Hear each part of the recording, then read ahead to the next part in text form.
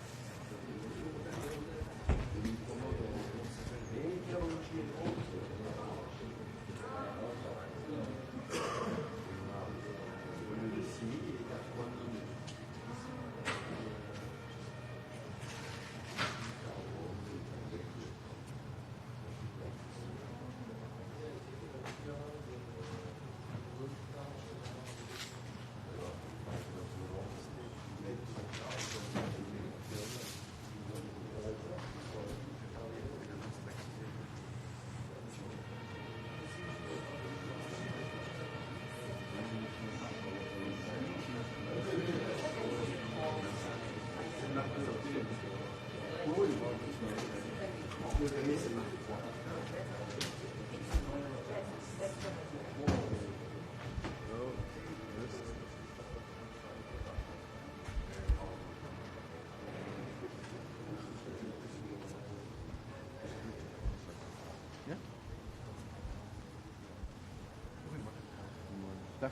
Joost, goedemorgen. Alles goed met je?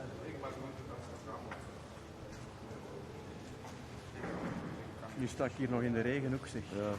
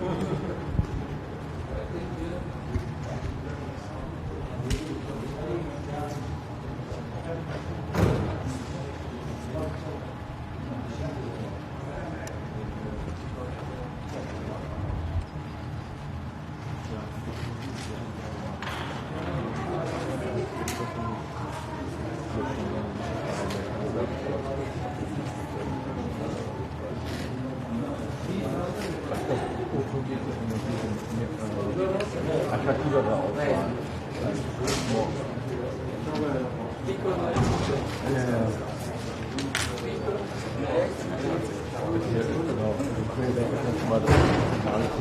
Bon, alors oh, vive l'Allemagne.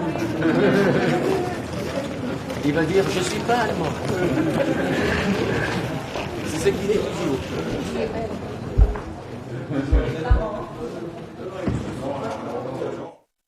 C'est pour mieux que...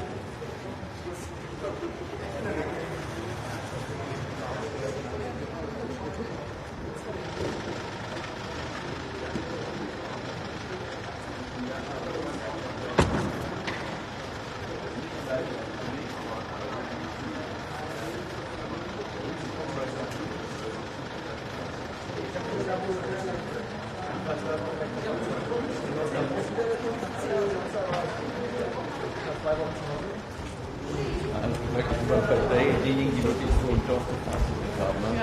Das können wir jetzt die das soll schon mal Very intensive.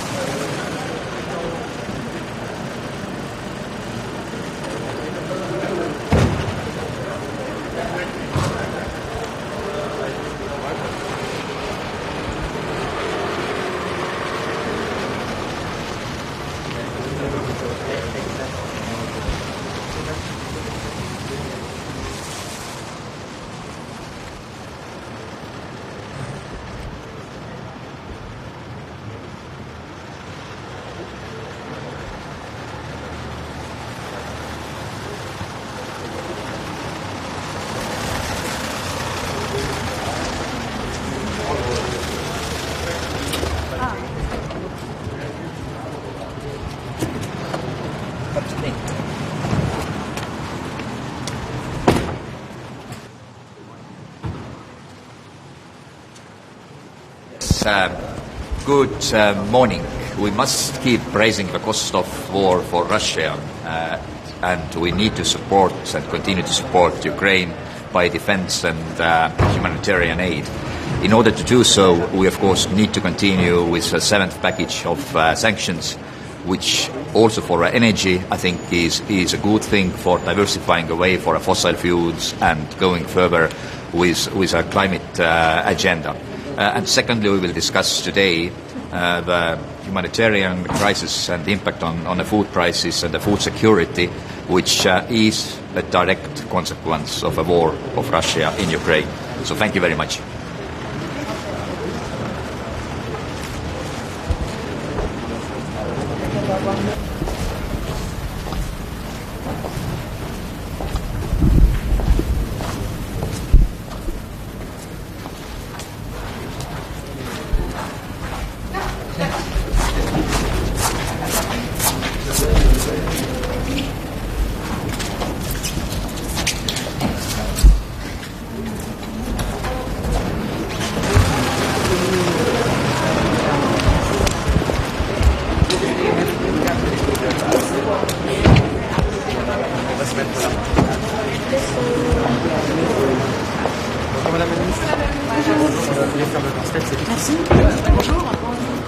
Bonjour.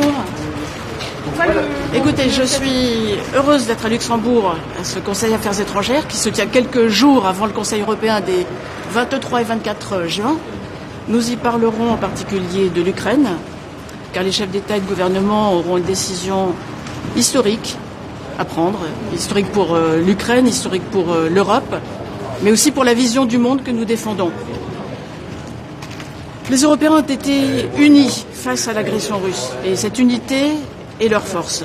Donc en tant que présidence, nous œuvrerons à ce que les Européens soient unis pour adresser un message clair et positif à l'Ukraine concernant sa candidature. Et c'est possible grâce à l'avis de la Commission européenne qui a été rendu public vendredi. Et puis, à titre national, nous considérons qu'il convient d'accorder immédiatement le statut de candidat à l'Ukraine et à la Moldavie. C'est la position de la France. C'est la position que le président de la République a exprimée il y a quelques jours lorsqu'il était à Kiev.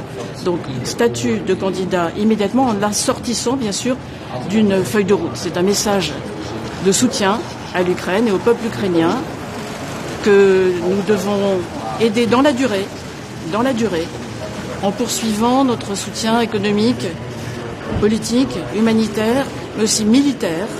Et vous avez vu que la France a renforcé la livraison d'équipements militaires, donc nous continuerons. C'est aussi évidemment un message à la Russie qu'elle doit comprendre.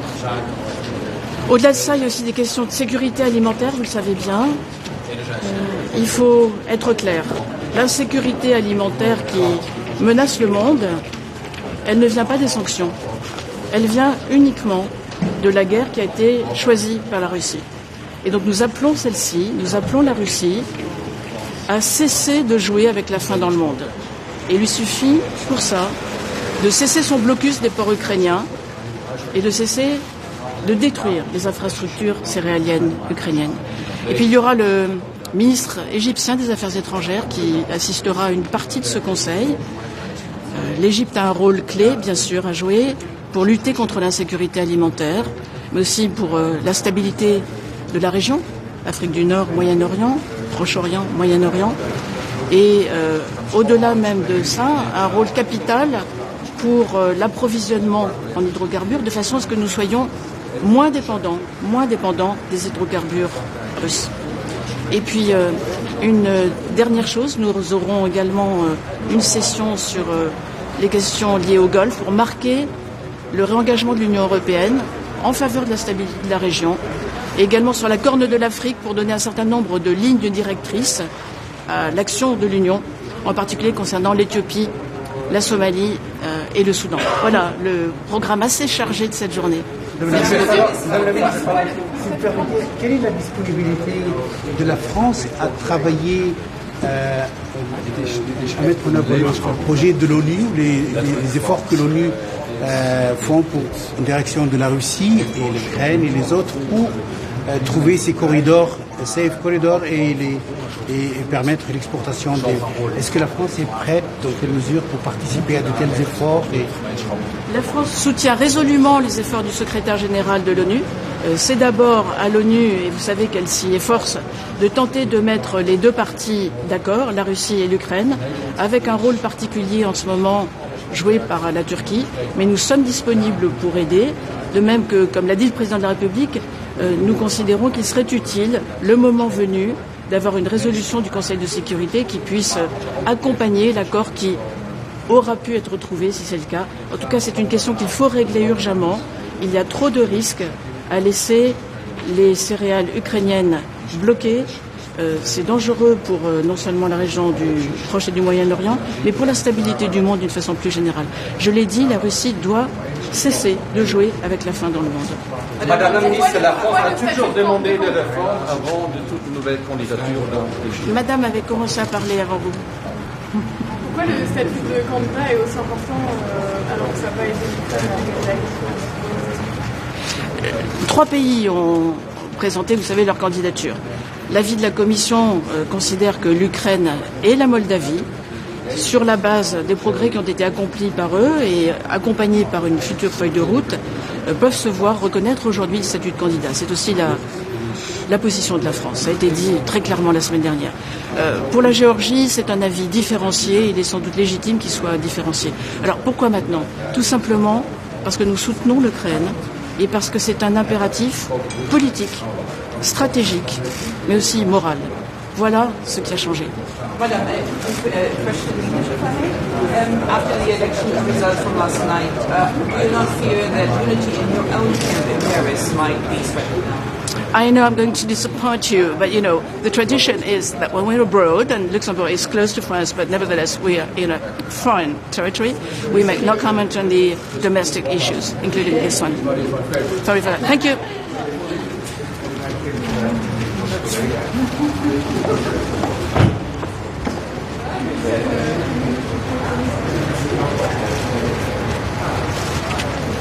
Con la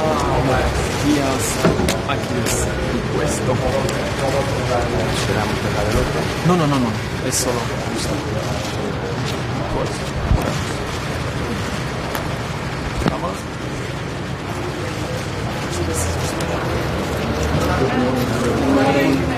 How are you?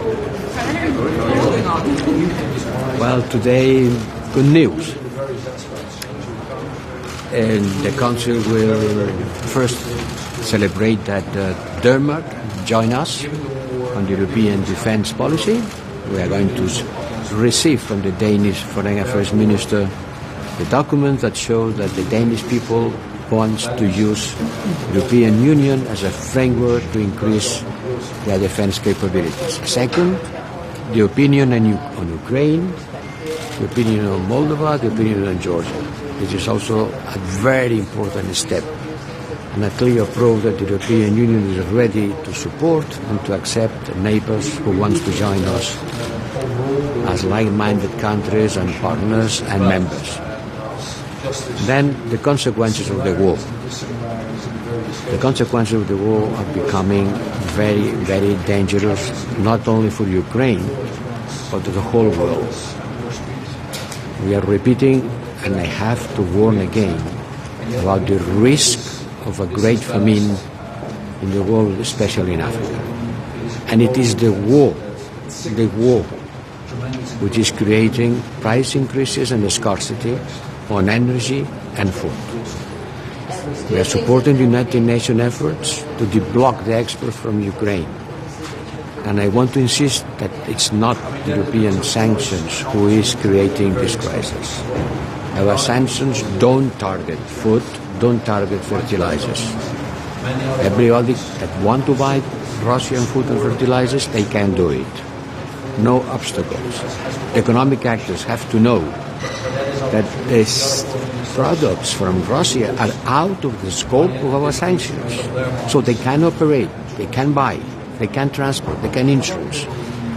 The problem comes from the Russian blockade of the Ukrainian grain. Millions of tons of wheat is being blocked. And millions of people will not be able to eat this wheat. So the war is going to have dramatic consequences for the world.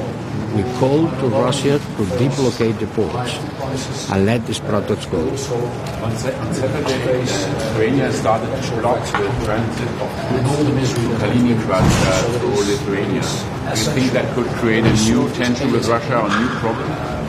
Well, I don't know exactly, but you cannot compare. You cannot compare the situation of Kaliningrad with the situation of Ukraine with respect to the world.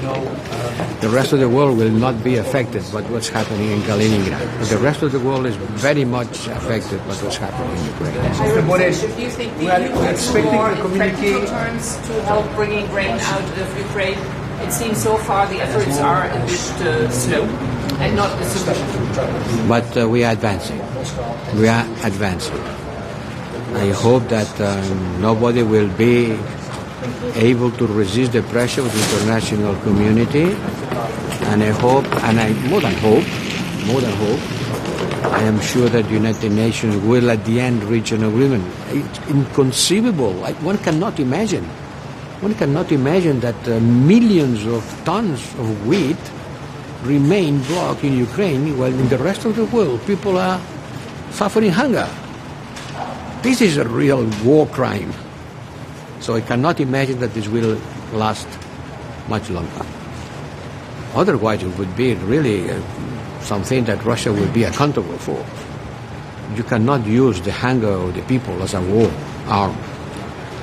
And today also we have to take note of the result of the elections in Colombia. It's a little bit far away and people are looking to the east more than to the west. But the elections in Colombia marks a clear change. The Colombians has been voting for a political change, looking for a society more inclusive and more egalitarian. Let me say that in Spanish. No? May I say that in Spanish? What do you think about the candidacy? Can I say that in Spanish? No, come on. Let me say that in Spanish because I am sure that people would like to hear them in Spanish. No, creo que es importante señalar y el Consejo lo va a conocer y tomar nota y discutir el voto en Colombia, que es un claro voto a favor de un cambio político y de una sociedad más igualitaria y más inclusiva. Tenemos una misión de observación electoral allí, que hará público su informe, pero ya puedo anticipar que su impresión es que han sido unas elecciones absolutamente limpias, desarrolladas con plena normalidad y con un resultado incuestionable. Deseo lo mejor al próximo presidente de Colombia, electo, y a los colombianos que puedan avanzar en una sociedad más igualitaria y más inclusiva. And now, Friday, it was a recommendation day for Ukraine, Moldova and Georgia. When you think about this perspective, Georgia had only European perspective and Argentina attend this recommendation. What do you think? look, let's stress, this opinion is a big step forward on the European path for Georgia. Some weeks ago, nobody could have expected an opinion anchoring Georgia clearly on the European path. Now they have a program to do. Now they have a schedule. Now they have clear objectives. The European path for Georgia has been perfectly landmarked. So let's work, and we are going to support the Ukrainian society in order to use this opportunity. They should not be deceived. They should be encouraged. They have a positive opinion talking about membership under some conditions.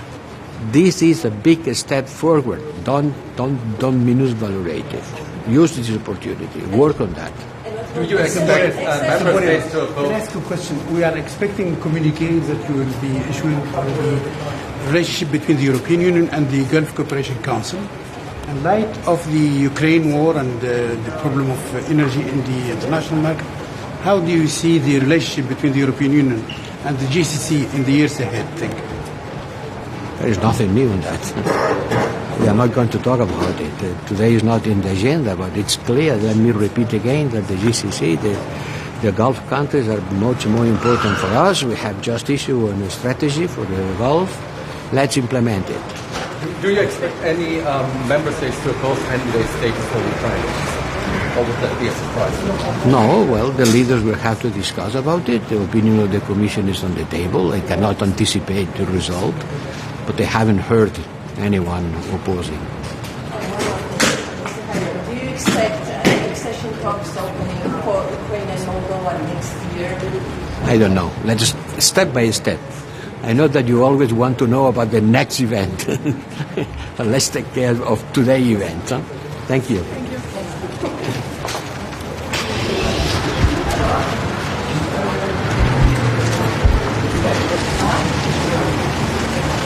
Hey, goedemorgen.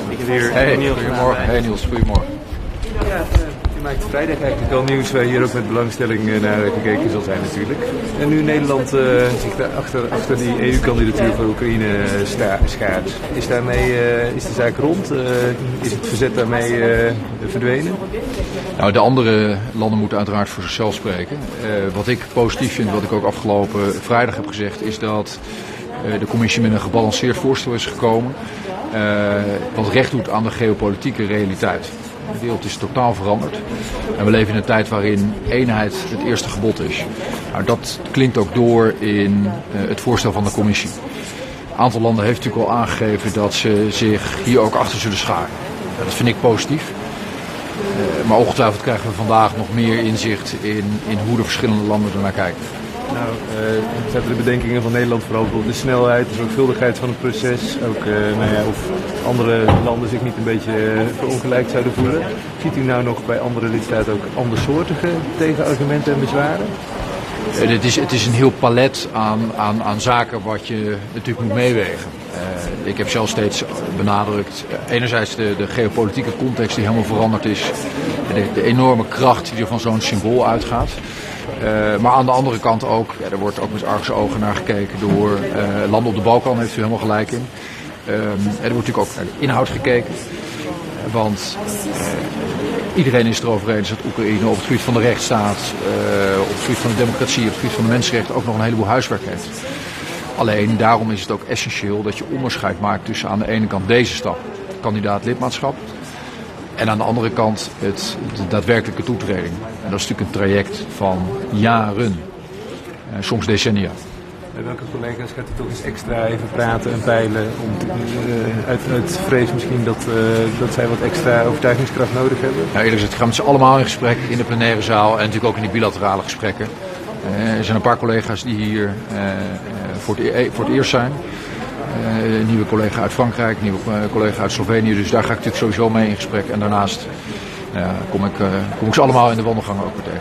Ja. Er staat vandaag ook natuurlijk een ander groot probleem dat samenhangt met de oorlog in Oekraïne op tafel. Het voedselprobleem. Ja.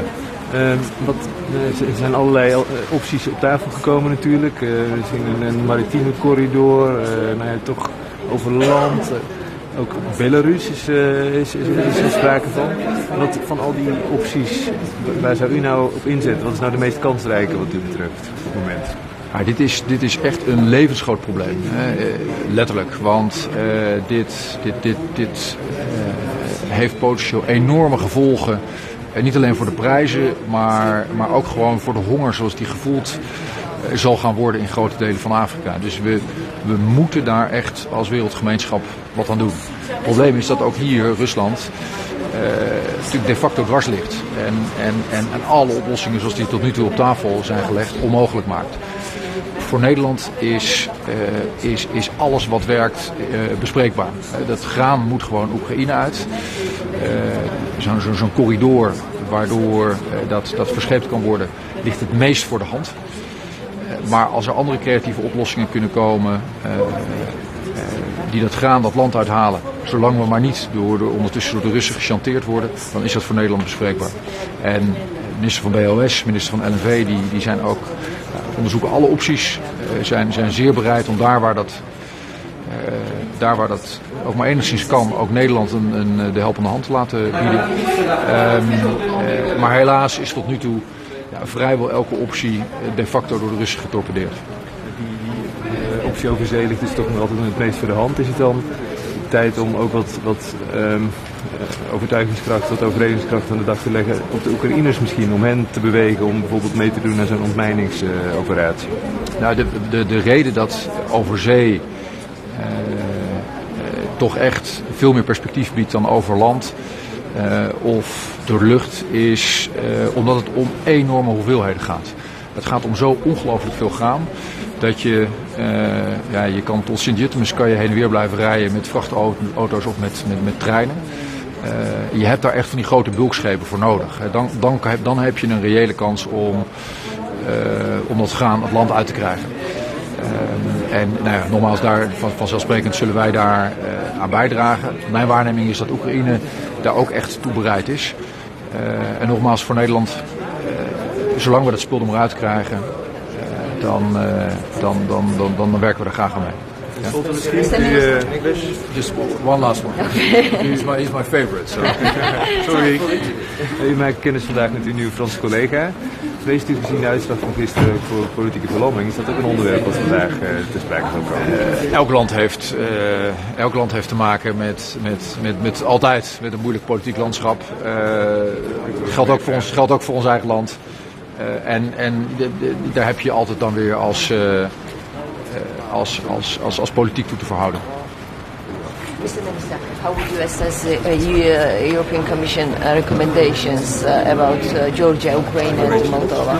Well, what we think is wise is that the Commission took all the various aspects into account, including the very, very difficult geopolitical situation.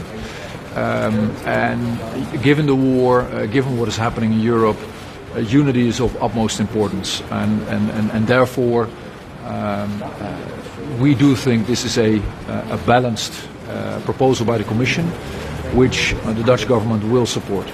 And what about Georgia? Georgia only get European perspective and candidate status under conditions later in December. Do you support this, or do you think that because of geopolitical situation, Georgia also deserves now? We do think that overall the proposal by the Commission is balanced and does justice to the similarities and the dissimilarities in the various cases. You know, of course, I fully appreciate that every single country always wants, you know, more progress and more speed, and you know that I can fully understand. And yet I do think that this is balanced. This is a good proposal. It is a proposal that signals the tremendous importance of unity in this difficult geopolitical context, and therefore the Dutch government will support it. And do you think that there will be any changes during summit? Because political decisions should the leaders make, yes? I mean, that is of course up to all the various countries. What I think is positive is that, like the Dutch government, many other governments have signaled support or potential support for the trajectory as proposed by the Commission. But that is up to the other foreign ministers, up to the leaders by the end of this week to make up their minds and to come to a final conclusion. Thank you. How long can the EU wait for the UN to find a solution to the food crisis in Ukraine before we need to talk to Putin directly? Well, it should have happened yesterday. Because we are truly in dire straits. It is tremendously important for the people in Africa, for people across the globe who might not only face higher food prices, but also face the potential effects of hunger and all the misery that comes with it. So it is essential that we solve this ASAP. But unfortunately, Russia has been blocking in one way or another any type of proposal that has been made. Should we talk to Putin directly? You know, for the Dutch government, it is essential that we solve this. That we get the stuff out. That is only possible at scale by sea. And as long as we do not step into the trap of being blackmailed by Moscow, any solution that works is something we are open to. Thank you. Thank you.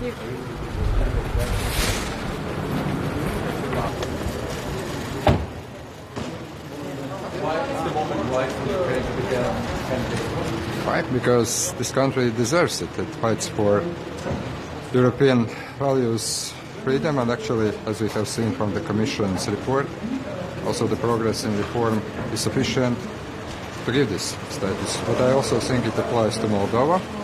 And while I hope that today and tomorrow in our discussions in Foreign Affairs Council and General Affairs Council we will be able to prepare Leaders' Summit, I also hope that there is going to be the decision to grant candidate status to both countries. Do you hope that other skeptical countries? We will see today. I do hope that there is going to be unanimous support. I have seen statements by leaders of big and small countries supporting, but we will check it today. Do you hope that other skeptical countries will follow your example, Minister? Is this putting the security of the European Union at risk? No, I don't think so. I think that Lithuania is implementing the sanctions as the European Union has decided. I understand that this is not so much security as legal issue. Thank you. Mr. Minister. It's okay here? Lithuania is currently blocking the transfer of sanctions goods to Kaliningrad. What exactly is Lithuania doing there and why? Well, first of all, it's not Lithuania doing anything. It's European sanctions that started working from the 17th of June. And the industry that is imposing the sanctions at this point is the railroads. They inform their clients that from the 17th of June, the sanctioned goods, e.g. steel and other goods made from iron ore, will no longer be allowed to transit Lithuania. It is done with consultations with the European Commissions and under the European Commission guidelines. So I think that there was some false information, not for the first time, announced by the Russian authorities, but I'm glad that we have a chance to explain this. Do you think this will be a bigger problem from Russia? No, I don't think so. I mean, at this point, about slightly less than half of goods that transit Lithuania are in the sanctioned list. But that doesn't mean that all of them are sanctioned right now. That means that because there are different wind-down periods, and some of it, as for example for oil, it will be sanctioned just at the end of the year, starting from December. Even though the authorities have announced that it is sanctioned already. Well, it's not true, actually. Russia is slowing down the gas supply to Germany, for instance. Is this now the moment to turn off the gas oneself from the European side, saying, okay, time for the settlement package? Well, I think that basically Russia is showing that what kind of leverage does it have on EU. Truly, we've always known that. We've always been speaking about this in the Foreign Affairs Councils.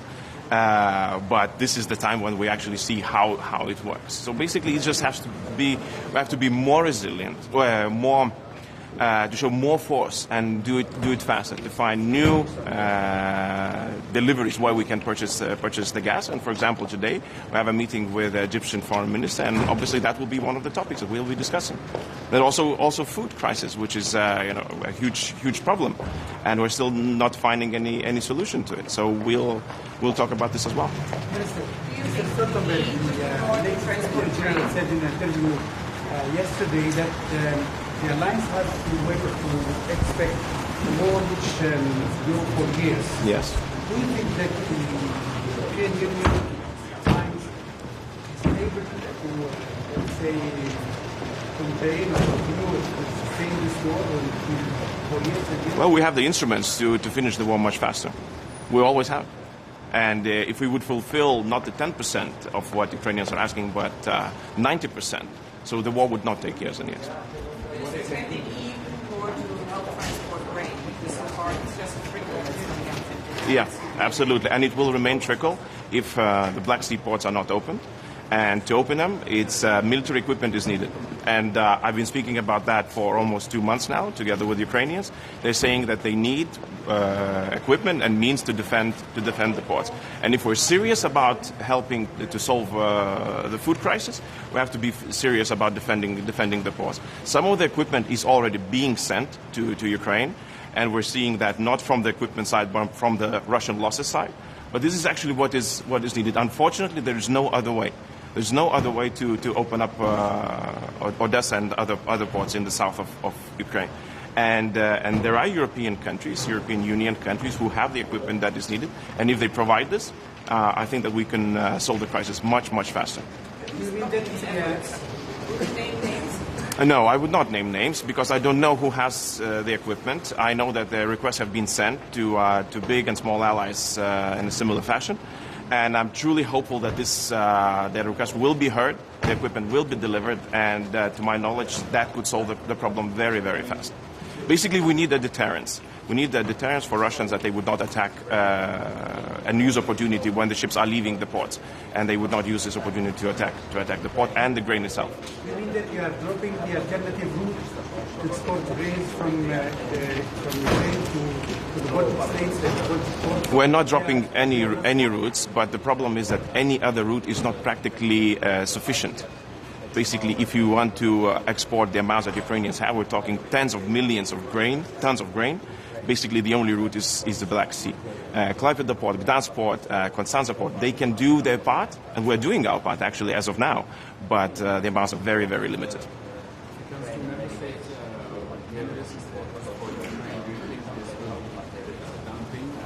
No, it's not a done thing. I would very much support this because the expectations are very high, and not just from the political elite in Ukraine, but also by Ukrainian people. I think it has to happen, but obviously this decision has not been yet found. Okay.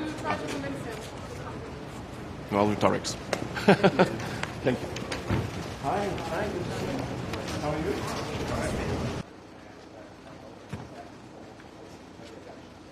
Basically, we need a deterrence.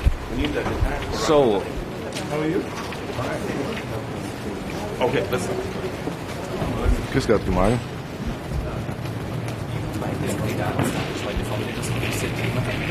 Journalisten stellt Österreich bestimmte Bedingungen. Und was wir erwarten, ist beim kommenden EU-Gipfel ein klares Signal Richtung Osten, aber auch Richtung Südosten unserer Nachbarschaft. Wir können uns keinen geostrategischen Tunnelblick leisten oder auf einem Auge blind sein. Wir stehen in der Verantwortung, nicht nur gegenüber unseren Partnern und Freunden in der Ukraine oder in Moldau, sondern eben auch in Bosnien, in Serbien und in den 6 Staaten des Westbalkans. Ich war letzte Woche 4 Tage dort. Ich war in Nordmazedonien, in Serbien und in Kosovo. Und das ist eine sehr volatile Gegend. Die Nervosität ist mit Händen greifbar. Und ich glaube, wir dürfen nicht hier den Eindruck erwecken, dass es eine Zweiklassengesellschaft gäbe. Einige Staaten, die, was den Beitrittskandidatenstatus betrifft, auf der Überholspur sind und andere, denen Prinzipien oder Regeln auferlegt werden und die sozusagen nicht auf der Überholspur sind. Herr Minister, aber irgendwie verhaftet für Bosnien und die Beitrittskandidatenstatus auch für Serbien, Österreich und auch die Beitrittskandidaten. Wir haben ja 2 Staaten am Balkan, die bereits in Verhandlungen sind, Montenegro und Serbien, also die den Kandidatenstatus schon haben. 2 Staaten, Nordmazedonien und Albanien, die in Verhandlungen eintreten wollen. Einer von denen, die warten schon. Meine Nordmazedonien war jetzt 17 Jahre lang Beitrittskandidat und war sogar bereit, den eigenen Namen zu ändern und warten dennoch jetzt seit 2 Jahren darauf, dass die Verhandlungen aufgenommen wird, weil ein Nachbar sozusagen historische Hürden aufwirft. Und wir haben die Visaliberalisierung mit Kosovo und ja, auch Bosnien hat 2016 schon einen Beitrittskandidatenstatus angefragt. Also wir haben da unterschiedliche Situationen. Unsere Erwartung ist ganz klar, was wir in Richtung Osten als Signale senden, müssen wir auch Richtung Südosten schicken. Das ist der EU-Innenhof. Das ist eine Region, die von EU-Staaten umgeben ist. Und wir müssen eines zur Kenntnis nehmen. Russland hat Destabilisierungspotenzial weit über die Ukraine hinaus. Und vielleicht ist der Blick Moskaus nicht nur auf die Ukraine und den Donbass und Mariupol und so weiter gerichtet, sondern eben auch auf Republika Srpska und andere Orte. Herr Minister, würden Sie auch zu Partnern in anderen Staaten, zum Beispiel in Afrika, und da wenden sich einige immer mehr Russland zu. Besorgt Sie das? Und was kann die Europäische Union machen, damit diese Partner wieder zurückkommen? Das ist ein sehr großes Thema. Wir haben sicher den Informationskrieg in Europa gewonnen, aber in anderen Teilen der Welt nicht. Ich war ja selber zweimal im Nahen Osten, ich war in Indien und Pakistan und da ist das Narrativ ein ganz anderes und teilweise ist es das russische. Also wo dann sozusagen dargestellt wird, die ausbleibenden Getreide- und Ölsaatlieferungen sind den EU-Sanktionen geschuldet. Und wir würden sozusagen die Energiepreise weltweit in die Höhe schnellen lassen. Das ist natürlich nicht der Fall. Es ist der russische Angriffskrieg. Hier stehen wir vor einer großen Aufgabe und wir dürfen auch nicht als Europäer in einer eurozentrischen Nabelschau verfallen, sondern müssen klar machen, dass wir auch in den Nahen Osten und in Afrika, insbesondere aber auch in Südasien, hier eine Aufklärungsarbeit vor uns haben und auch Unterstützungstätigkeiten leisten müssen. Herr Minister, ein Wort noch. Würden Sie auf einer Paketlösung beharren, was die Kandidatur der Ukraine angeht? Also entweder alle gleichzeitig oder gar keine? Naja, Paketlösung beharren. Worum es uns geht, ist zu sagen, dass wir nicht auf einem Auge blind sind. Also wenn wir jetzt Signale Richtung Moldau und Ukraine schicken, und ja, wir sind auch durchaus der Meinung, dass man sie klar in der europäischen Familie verankern muss, gleichzeitig aber nichts zum Balkan, dann würden wir uns sozusagen vielleicht auf einer Situation ein beruhigendes Signal machen, beim anderen genau das Gegenteil bewirken. Und das wäre aus unserer Warte geostrategisch sehr unweise, um nicht zu sagen wirklich unklug. Das heißt, wir werden einer dieser Staaten sein, und wir sagen das ja schon lange, die beim Gipfel fordern werden, dass wir eine Gesamtdiskussion haben zur europäischen Nachbarschaft. Wir haben hier eine Verantwortung und wir müssen auch gerecht werden. Aber würden Sie die Kandidatur blockieren, wenn die anderen nicht alle mitziehen und sagen, na gut, wir machen das im halben Jahr? Unsere Erwartung ist, dass die Partner das verstehen und diesen Blick darauf haben. Wir müssen eines zur Kenntnis nehmen. Die Erweiterung ist nicht irgendein bürokratischer Prozess, sondern es ist das wichtigste geostrategische Instrument, das wir haben. Das größte transformative Instrument, das wir haben. Und wenn man sich die Landkarte anschaut und sieht, dass der Balkan von EU-Mitgliedstaaten umgeben ist, wenn dort etwas geschieht, und Gott behüte, dann sind wir in der Verantwortung. Und wir sind das seit Jahren. Das ist unsere unmittelbarste, wichtigste geostrategische Nachbarschaft. Und ich gehe davon aus, dass es die 26 auch zu sehen werden, die anderen Partner. Und wir sehen ja jetzt in meinem Gespräch, ich war gestern beim ECFA in Berlin und verbringe sehr viel Zeit in den vergangenen Wochen auf Reisen, dass sehr viele Partner das sehr, sehr ähnlich sehen. Danke sehr. Okej, det kan jag göra. Vad har du för förväntningar på Vad Brysselmöte? Jag tror att det är mycket viktigt att det var nu möjlighet att möta med Kalin och Turkiet i Bryssel med båda delegationerna från Helsingfors och Stockholm. Och jag tror att processen pågår. Det förstås vi kan inte ha så stora väntningar, det är bara en möte idag, men det är viktigt att man har den där mötet och man har möjlighet att diskutera. Och jag tror att det är mycket viktigt också att det är NATO som organiserar den här mötet, att de är också inne i den här diskussionen. Har det varit några framsteg hittills i de samtalen som har varit, tycker du?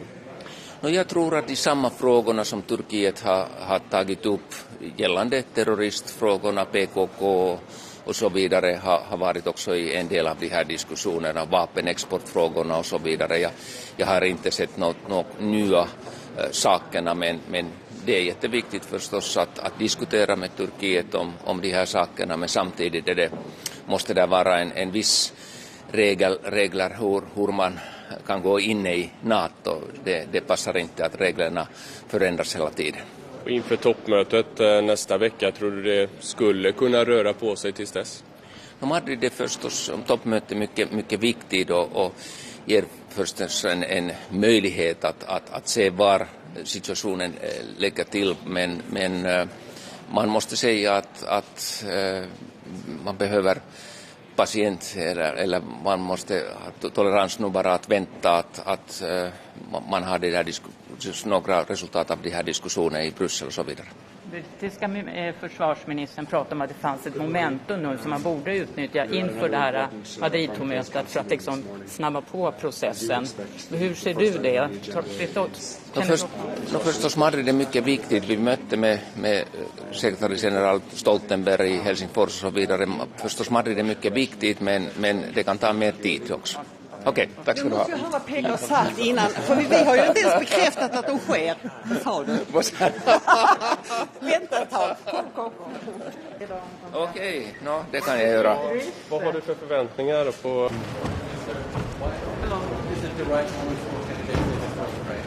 Yes.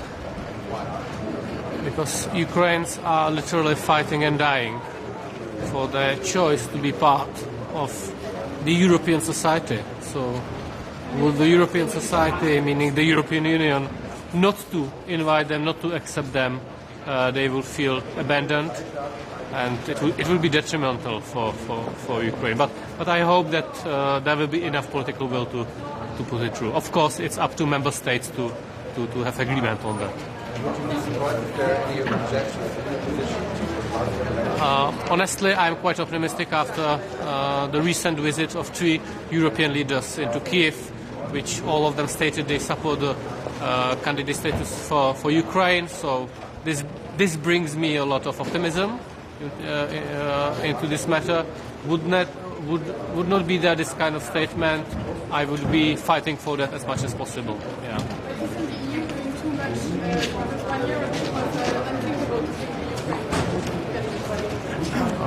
But we have to reflect that the Ukraine is in war which Putin wages to build his imperium, and Ukraine doesn't want to be part of this Russian imperium. So this is a special situation, and we have to reflect this. This is a political decision, and of course it means that Ukraine will have to fulfill all criteria to become a full member. This is always added to the fact that we will be that the Ukraine will be provided with candidacy status. So, dobrý den.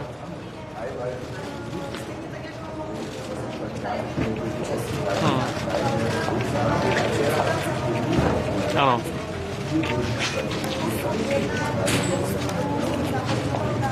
Určitě to budeme podporovat.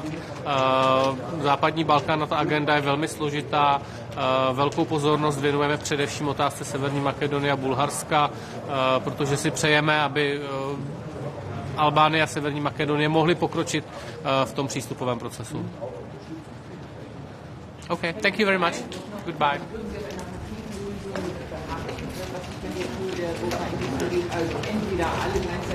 I'm going to inform the Council today about the situation in the Southeast Mediterranean and also about my recent visits to the Balkan countries and especially to the Western Balkans and our efforts to expedite the accession process of North Macedonia and Albania.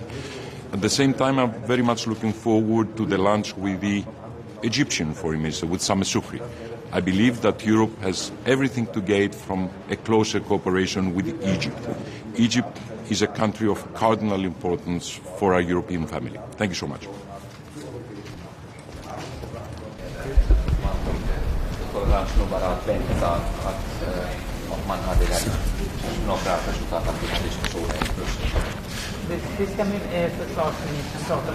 Good morning.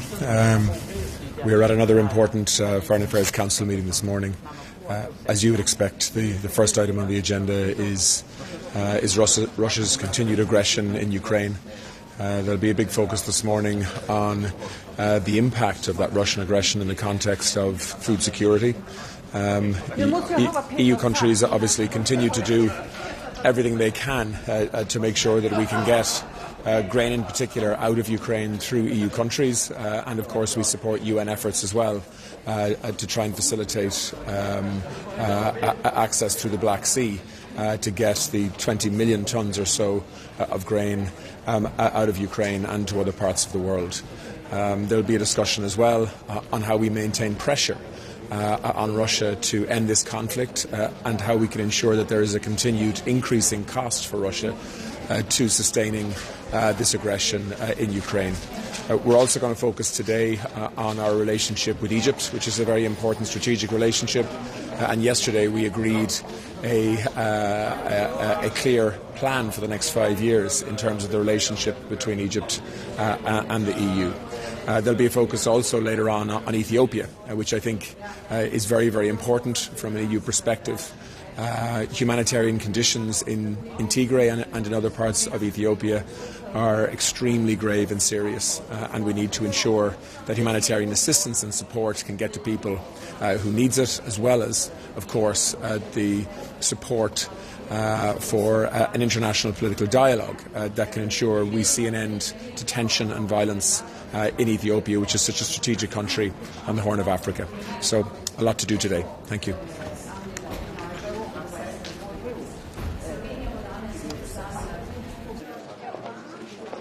Yes. Good morning. I'm here for the first time as a new foreign minister of Slovenia. It's a big pleasure to attend the first ministerial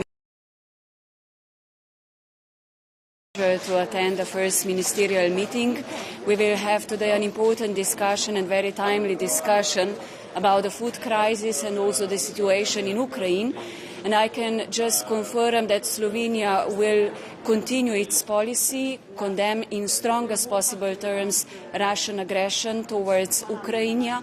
We will continue our strongest support to all Ukrainian people with humanitarian and development support, and we also, as Slovenia, support the candidate status for Ukraine and the European perspective of our three countries of Eastern Partnership. But we have to do everything to make our enlargement possible credible policy, which means that we have not to forget the process of enlargement to the Western Balkans. Slovenija bo danes predstavila tudi pobudo, kako pomagati državi, kot je Bosna in Hercegovina, s podelitvijo statusa kandidatke. Pripravili smo svoj predlog, ki ga bomo predstavili, glede na to, da je sam širitveni proces lahko pod vprašajem. Podpiramo ostro vse napore Evropske unije za začetek pristopnih pogajanj za Severno Makedonijo in Albanijo, za odpravo vizumov za Kosove in pa za podelitev statusa kandidatke Bosni in Hercegovini. S tem bomo tudi situacijo in vojno v Ukrajini z evropsko perspektivo in statusom kandidatke dali dodatno spodbudo širitvenemu procesu na Zahodni Balkan. Någon möjlighet liksom till förhandling här? Liksom. Vad kan Sverige förhandla med? Jag vill inte gå in på hur samtalen förs eller det som har lett fram till dagens möte. Nu hoppas jag att dagens möte blir av trots att Bryssels flygplats är stängd och att man kan fortsätta diskussionerna. Det är ju en vecka kvar till toppmötet. Ser ni fortfarande någon möjlighet att Sverige skulle vara invited? Jag tror det är bättre att förbereda sig på att det här är någonting som kan ta tid. Brittiska försvarsministern sa förra veckan att det finns ett momentum som man måste utnyttja nu, och han är ju i Turkiet idag för att träffa sin motpart. Men ser du också det här momentumet att Madridmötet trots allt är ett tillfälle att snabba på processen? Jag tror att alltid när man ställer upp tidsgränser så är det inte alltid till gagn. Utan det viktiga är att vi löser frågorna. Och det är det som jag tycker vi ska ha för ögonen. Se till så att vi kan lösa frågorna så att alla är nöjda och Sverige och Finland kan bli medlemmar. Kan vi förvänta oss något uttalande från dig i eftermiddag om det som händer i Bryssel? Jag tror att vi får vänta och se hur det går. Nu lägger jag också in en brasklapp eftersom de har stängt hela Bryssels flygplats. Det kan vara så att vissa delegationer inte kommer dit. Det är ju inte på ministernivå. Man får landa. Ja, det sa det. Delar av vår delegation fick inte landa. Okej. Så hänger det väldigt i luften. Så därför är det liksom, jag menar det kan vara saker som absolut inte har att göra med själva diskussionerna som ställer till det. Och då får vi ha tålamod till att se till att det sker. Var det statssekreteraren som ska liksom företräda Sverige på mötet som inte kunde landa? Ja, han är på väg nu till Bryssel. Och kommer komma dit i tid. Och ni vet att Turkiet kommer att komma dit också, eller? Vi får se nu när det är, och jag vill inte gå in på några detaljer. Utan nu har jag bekräftat att det är tänkt att vara samtal idag, och så får vi se hur det går. Blir det ett 7:e sanktionspaket mot Ryssland? Vi hoppas ju att man ska gå i den riktningen. Därför att vi vill ju ha med också gas. Men vi såg hur svårt det var att få det 6:e paketet.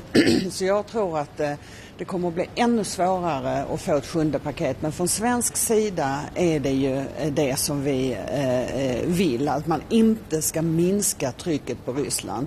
Dagens diskussion kommer framför allt att handla om de geopolitiska konflikterna i spåren av den ryska invasionen. Till exempel livsmedelssäkerheten och dessutom det narrativ som Ryssland har varit ganska framgångsrikt med att sätta i flera länder i det globala syd, nämligen att livsmedelsprisernas höjning, att det inte finns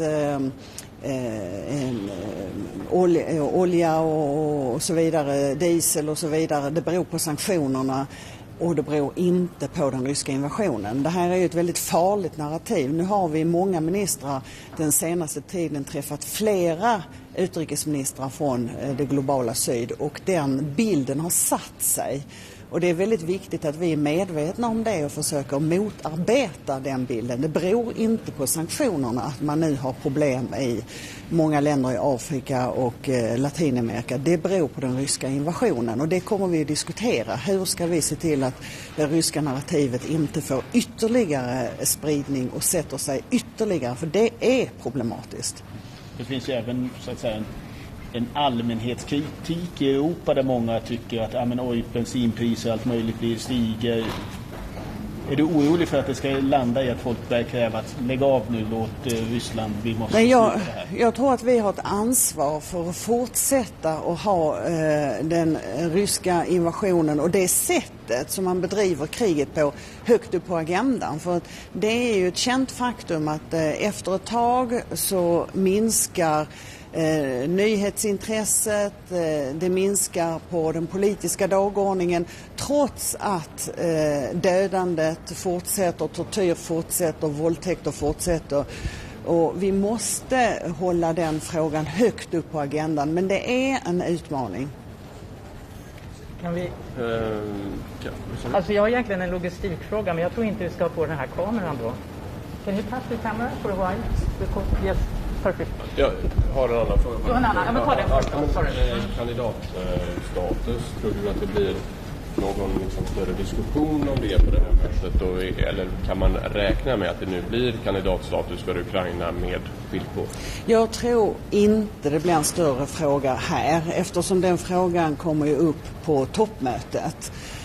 Däremot så är det så att kommissionen kommer säkert att berätta om sitt mycket balanserade förslag.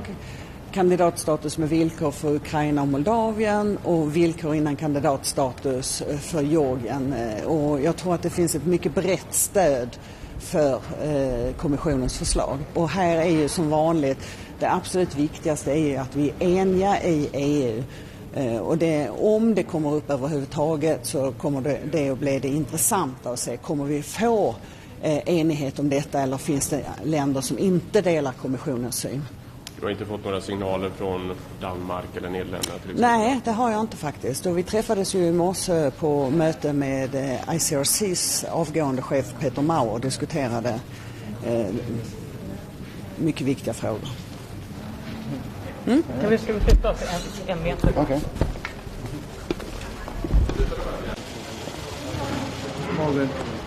Morgen, Herr Minister. Übernehmen sich nicht die EU mit einem Land wie die Ukraine mit das Nein, ich glaube, das ist ein Zeichen, das wir setzen, ein wichtiges Zeichen. Die Ukraine ist kein Land in einer normalen Situation und das, was wir tun, ist absolut richtig, dass wir Hoffnung geben, dass wir auch Putin zeigen, dass wir hinter der Ukraine stehen als Europäische Union, nicht nur mit Waffen und mit den Sanktionen, sondern dass wir die Ukraine als ein Land betrachten, was europäisch ist, was unsere Werte mitvertritt und das, glaube ich, wird diese Woche richtig entschieden werden. Erwarten Sie, dass alle Mitgliedstaaten da zustimmen werden oder kommt da noch Überraschungen auf? Nein, ich glaube, wir sind immer für Überraschungen gut, aber hier ist es ernst. Und ich kann mir nicht vorstellen, dass hier ein Land ausschert. Österreich möchte eine Paketlösung in den ganzen westlichen Balkan, die noch nicht so weit sind, gleich mit reinnehmen. Was halten Sie davon? Wird das klappen? Also ich war letzte Woche in Slowenien und auch in Sarajevo. Und ich hoffe wirklich, dass wir diese Woche es auch hinkriegen, dass wir endlich einen Entschluss bekommen nach 2 Jahren, was noch Mazedonien angeht. Das wäre schon unheimlich viel. Das Zweite ist, wir dürfen nicht, das müssen wir auch erklären, den Eindruck geben, dass wir jetzt für die Ukraine etwas tun, für Moldawien etwas tun und den Balkan links liegen lassen. Das wäre fatal. Wir müssen dranbleiben, dass diese Länder alle eine Chance haben. Natürlich ist es auch an ihnen, es möglich zu machen. Okay? So.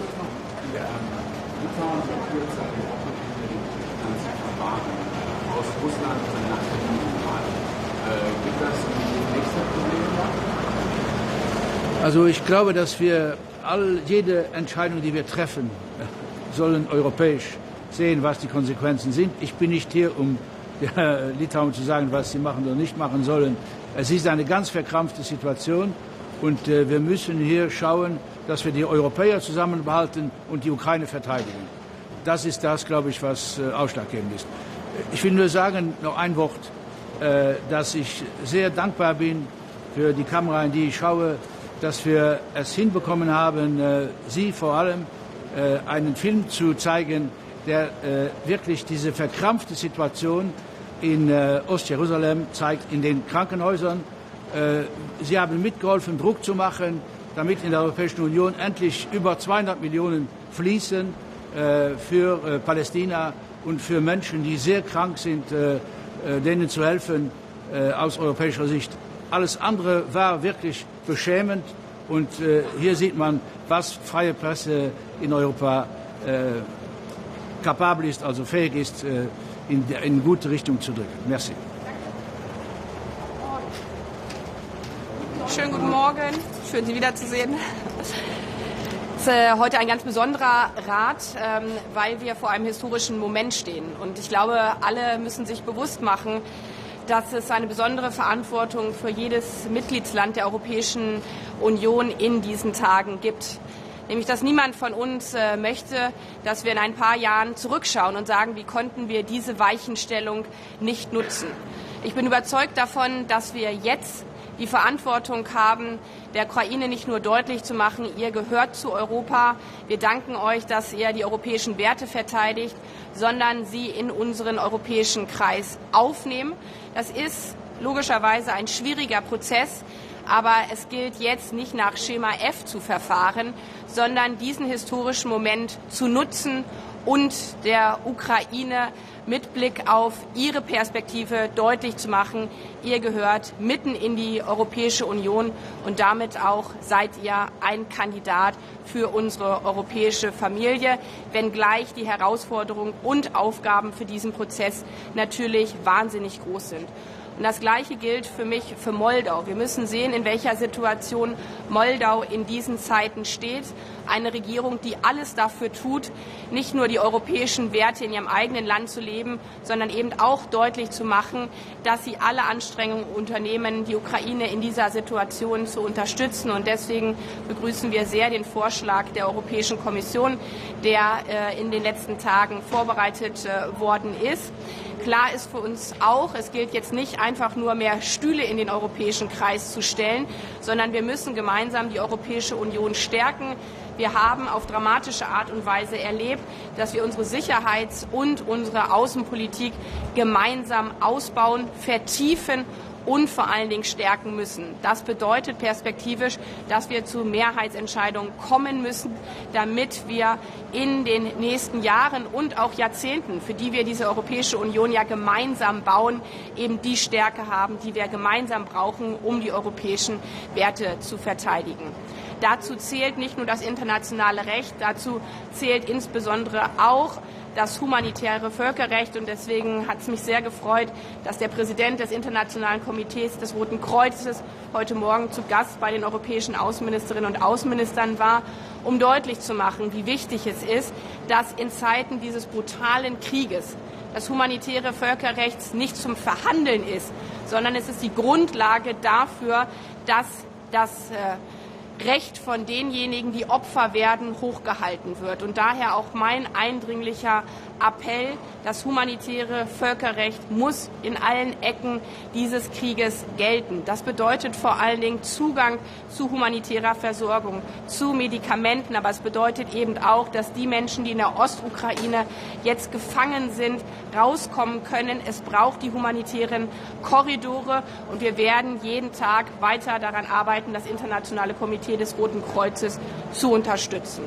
Das heißt auch, und deswegen ist die Tagesordnung dieses Rates sehr, sehr lang, dass das Getreide aus der Ukraine herauskommen muss, um weltweit dafür zu sorgen, dass die Lebensmittelversorgung aufrechterhalten werden kann. Auch darüber beraten wir heute.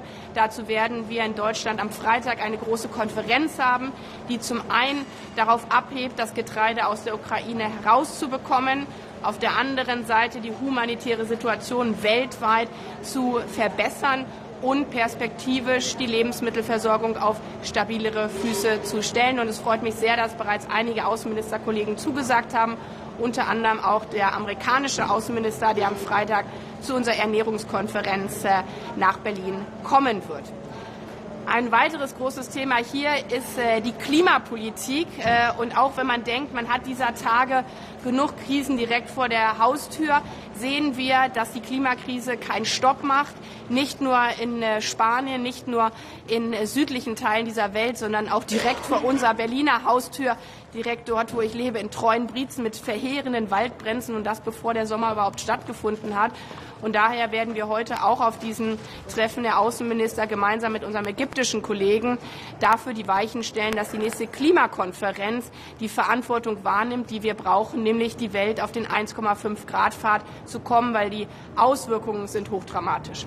Sie haben eben angesprochen, dass zum Beispiel die Mehrheitsentscheidung der Bundeskanzlerin die Klage geben, sagt, die EU muss Deutschland das als Bedingung für die Beitritt der Ukraine am Parlament nehmen. Oder ist das nur so, dass müssen wir machen, aber wir warten mal ganz kurz.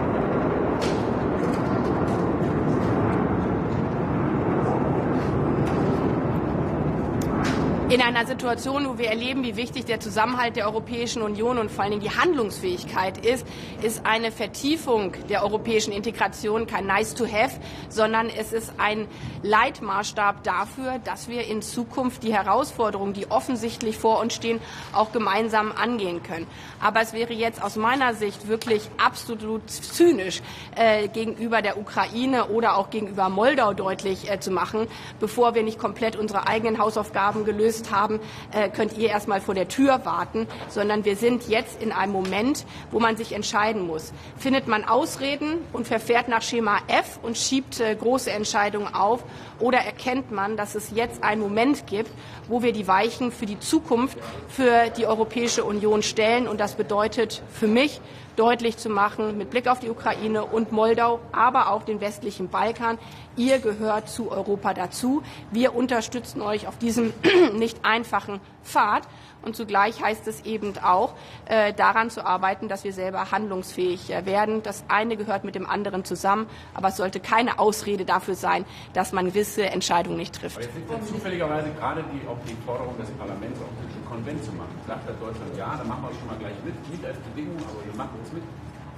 Wir haben als neue deutsche Bundesregierung ja bereits im Koalitionsvertrag deutlich gemacht, dass Europa sich nicht einfach selber baut, sondern dass es ein Kernbestandteil der Mitgliedstaaten ist, Europa immer weiter zu bauen. Und da sehen wir als deutsche Bundesregierung als eines der größten Länder eine zentrale Verantwortung. Aber ich halte nichts davon, Rezepte von vor 20 Jahren einfach wieder aus der Schublade zu holen und zu sagen, weil wir jetzt nicht selber den Moment erkennen, in dem wir handeln müssen, verfahren wir einfach nach dem, wo wir vor 20 Jahren schon mal mit uns auf den Weg gemacht haben. Der Konvent ist eine Möglichkeit, es gibt viele andere Vorschläge, und genau das jetzt zu diskutieren, in einer Situation, wo, glaube ich, noch nie so viele Menschen in Europa, vor allem so viele junge Menschen, gespürt haben, wie wichtig die Europäische Union ist genau der richtige Moment, gemeinsam darüber zu sprechen, wie wir Europa weiterbauen können und in welchen Formaten. Frau Ministerin, sehen Sie irgendwelche Chancen auf Auflösung der Seeblockade? Das ist ja das, was einige Kollegen fordern und sagen, es ist der einzige Weg,